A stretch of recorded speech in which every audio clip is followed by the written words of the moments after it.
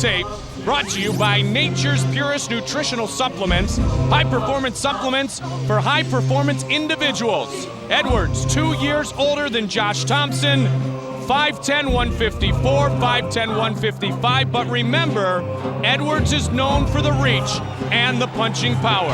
Josh Thomson is certainly a character. Man, that's a big 155-pounder. Look at this. He looks so much bigger than Yves. Here we go. Mutual respect, tap of gloves. Oh, look at this. Starts it off with a turning side kick. Yves Edwards is the better striker. Nice. Thomson in incredible condition. Look at. Theoretically, he's the better striker, but I mean, Correct. look, so far, all the strikes have been landed by Josh. They've been slapped so far. He's those kicks were all with the instep, but he's the only one who's landed anything. There's another one. You really want to get in closer, and he wants to land with the shin. The shin is the preferred weapon when you throw those leg kicks. Yves checked him with the shin. That was very nice. Josh tried a combination, goes in, follows it up, and looks for the shoot. And this will be a good takedown. There's a great takedown by Josh Thomson. Set up the shoot with the use of his hands. That was very nice. Yves holding him in his guard. Josh is going to look to pass here. Yves has been tested on the ground by Serra and Frank on Uno, none who could submit him, so it's not as if Yves Edwards is not good on the ground, and he's got jiu-jitsu in his background and his training as well. No, Yves has a very good guard. He's got good triangles. He's got good back control. He's got a good ground game. He prefers to strike. He's a little more technically proficient as a striker, but he's certainly competent in the ground, and he certainly has good defense, and you're seeing it now. He does not want Josh Thomson getting his hands free, so he's doing a really good job of tying up Josh's arms. You see how he won't let Josh's left arm go. He's got that thing wrapped up. That's the key to being on your back if you don't want to absorb punishment, is to control the hands, the arm, the head, anything to keep the guy from rising up and smashing down on you. Both men talked about how their training was much more difficult for this fight, knowing that the other man was on the other side of the octagon. Absolutely. Nobody wants to fight either one of these guys. These guys are, you know, at the top of the food chain at 155 pounds.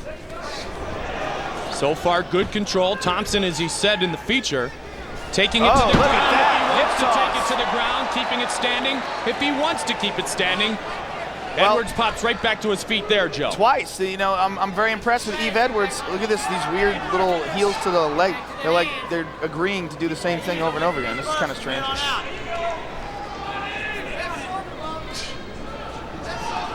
Can't get a lot of force on those, but you might be able to take the fighter's attention off of something else that you're trying to set You know up. what, man? Those hurt. They don't look like anything, and they don't sound that good because the bone goes right into the meat, and it doesn't make it good. So the slapping sound that you hear from a shin is actually not nearly as painful as the low thud that you hear from a leg kick when you in contact with the shin, or even in this case with the heel. But it's much more painful. So he's actually using the bone in the heel as the striking point. Yeah, absolutely. That's what they're doing. They're leaning their leg out, and they're slamming the heel back into the thigh. And it doesn't look like much, but it hurts, man. And the more that happens, the more it takes the spring out of your legs, and the more he's going to have a hard time sprawling when Josh wants to take him down. It seems as if he also has pinpoint accuracy, hitting the same spot on Edwards' leg every time. Yeah, look at this. Josh Thomson pulls guard. There's a first. Tries to drag him to the ground. Oh, he got tagged there. Got tagged and smiled throughout the whole process. But again, he decided to stand back up, and he did it. Josh, I believe he's physically the stronger man.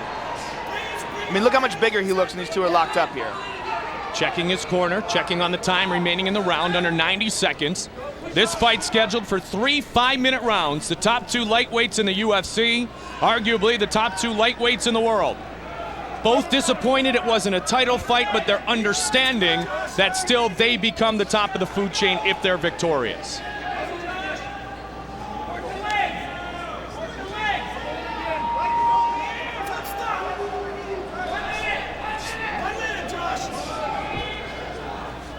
Josh is just holding him up against the fence here. Oh. Okay, now they're on the center. Now, Yves had been criticized a bit at times being a bit of a counter fighter, but Josh is bringing enough to him that Yves should have plenty of time to engage. Josh has just got good control here in the first round. Josh is doing an excellent. Oh, look at this. Yves got his back, and Yves took him down. Oh, look how strong Josh is. He just stands right back up. Oh! Big head kick. Down goes Thomson. It's over. It is over. Unbelievable.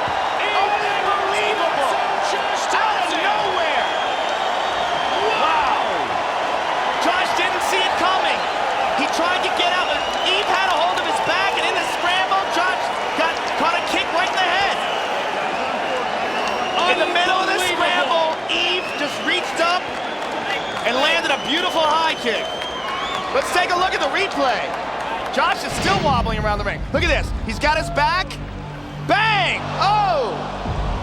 In the scramble, it looked like Josh was turning around to do a spinning back fist. He just got careless. Let's take a second look at this.